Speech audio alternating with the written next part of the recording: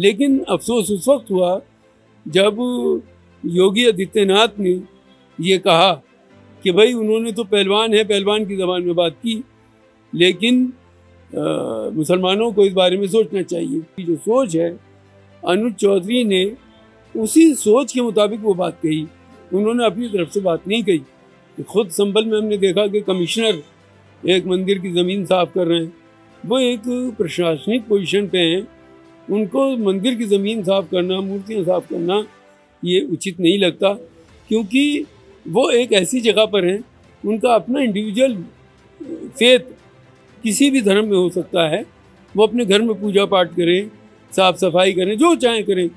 कि सैया भाई कोतवाल तो डर का आएगा, वही वाला मामला है कि जब नीचे से ऊपर तक सब एक ही तरह से सोचने वाले लोग हों तो फिर कार्रवाई कौन करेगा।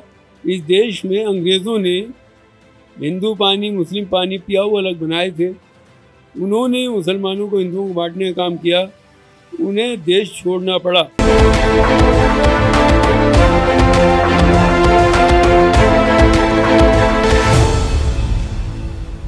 आदाब, नमस्कार। जनसोच देख रहे हैं आप। आज हमारे साथ कई मुद्दों पर बात करने के लिए, जो देश में घट रही हैं घटनाएं, उन पर बात करने के लिए डॉक्टर MS गजाली साहब हैं, जो वरिष्ठ पत्रकार हैं। उनसे जानने की कोशिश करेंगे कि जिस तरीके से ये लोग, जैसे CO का बयान हुआ या फिर बलिया के विधायक का बयान हुआ, वो किस तरीके से जो बयान दे रहे हैं उनका समाज पर क्या असर पड़ेगा, और क्या इन बयानों से इन लोगों को बचना चाहिए या इनके ऊपर किसी की सरपरस्ती हो सकती है, यानी किसी ने पीछे से इनको कहा हो तब ये बयान दिए गए हैं। सर, आपका बहुत बहुत स्वागत है। शुक्रिया। सर, पहला सवाल मेरा यही है कि होली रमज़ान दोनों चीज़ें चल रही हैं और देश के दोनों बड़े पर्व हैं, बड़े त्यौहार हैं। इस बीच में एक CO का ऐसा बयान आता है जो कि पूरे देश के प्रशासनिक व्यवस्था पर सवाल खड़े करता है, उस पर आप क्या कहना चाहते हैं?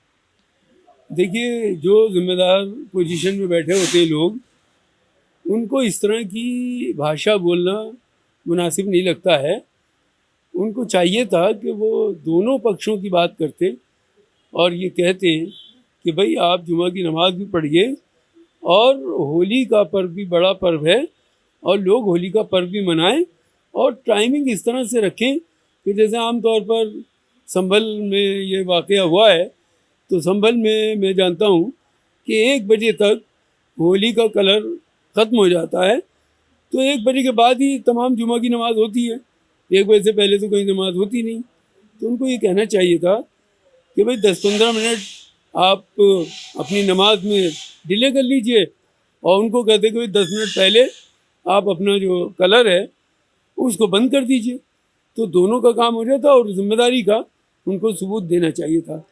लेकिन अफसोस उस वक्त हुआ जब योगी आदित्यनाथ ने ये कहा कि भाई उन्होंने तो पहलवान है, पहलवान की ज़बान में बात की, लेकिन मुसलमानों को इस बारे में सोचना चाहिए। तो इसका मतलब ये होता है कि स्टेट गवर्नमेंट जो है उसका जो नज़रिया है, उसकी जो सोच है, अनुज चौधरी ने उसी सोच के मुताबिक वो बात कही, उन्होंने अपनी तरफ से बात नहीं कही, ऐसा लगता है।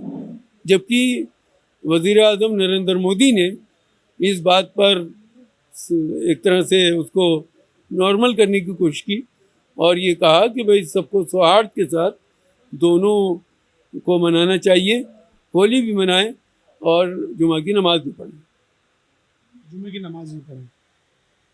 प्रशासनिक अधिकारी का ऐसा बयान, क्या इस पर कोई कार्रवाई होनी चाहिए थी, या प्रशासन या शासन खुद उनको ये छूट दे रहा है कि आप ऐसे बयान दीजिए, और एक जो समाज है, मुस्लिम समाज में खुलकर कहना चाहता हूँ, उसको इनसिक्योरिटी फील कराने की कोशिश की?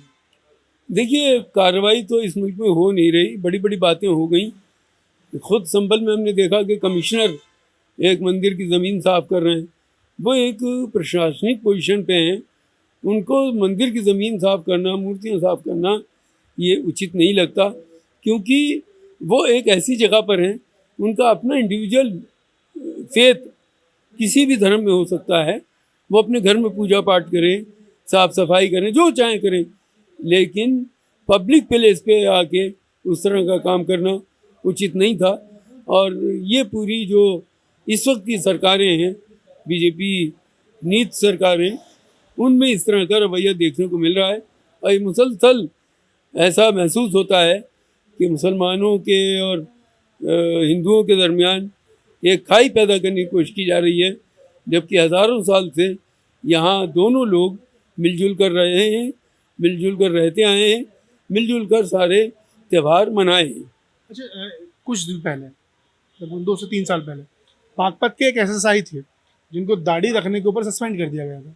उन्होंने दाढ़ी कटाई, अपनी क्लीन शेव हुए, तब जाकर के उन्होंने ज्वाइन दोबारा किया और माफ़ी भी मांगी। यहाँ पर सीओ, जैसा आपने बताया, एएसपी, एक बड़े अधिकारी और एसडीएम भी पूजा करते हैं, अर्चना करते हैं और फिर मंदिर की सफाई, आपने भी कहा, गदा लेकर के घूमते हैं। तो इन पर क्यों कार्रवाई नहीं हो रही? मतलब देखिए, कार्रवाई तो होनी चाहिए, लेकिन वो एक बहुत पुरानी मिसाल है कि सैया भाई कोतवाल तो डर काहेगा। वही वाला मामला है कि जब नीचे से ऊपर तक सब एक ही तरह से सोचने वाले लोग हों तो फिर कार्रवाई कौन करेगा और कार्रवाई किस पे की जाएगी। एक चीज़ और, बलिया से विधायक हैं, वो कहती हैं कि अगर मुसलमानों को होली से इतनी ही दिक्कत है तो जो वहाँ पर एम्स बन रहा है लगता है, तो वहाँ पर उनको अलग हॉस्पिटल बना करके दिया जाए, वो अपना इलाज अलग करवाएं, क्योंकि यहाँ तो सारे होली खेलने वाले भी लोग आएंगे। इस पर क्या कहना है? देखिए, ये उनकी अपनी मानसिकता का सबूत उन्होंने दिया है।